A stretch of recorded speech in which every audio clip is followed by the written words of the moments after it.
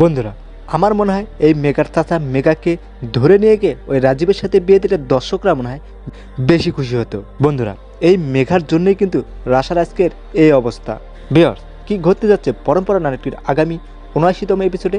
এবং বন্ধুরা, পরম্পরা নাটকটির ৭৯তম এপিসোড আপনারা কবে দেখতে পারবেন এটাও আজকের এই ভিডিওর একদম শেষে আপনাদেরকে জানিয়ে দেওয়া হবে।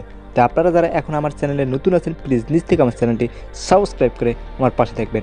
অলরাইট ভিউয়ার্স, পরম্পরা নাটকটির ৮৮তম এপিসোডে আপনারা দেখতে পেরেছেন যে মেঘার চাচা অবশেষে রাশাদের বাড়িতে এসে মেঘাকে জোর করে রাশাদের বাড়ি থেকে নিয়ে যেতে চায়। বাট রাশার মেজমামা কিন্তু মেঘার চাচাকে বাধা দেয়।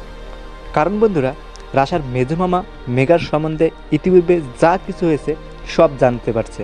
তাই রাশার মেজমামা মূলত মেঘাকে এই বাড়ি থেকে কিছুতেই নিয়ে যেতে দেবে না।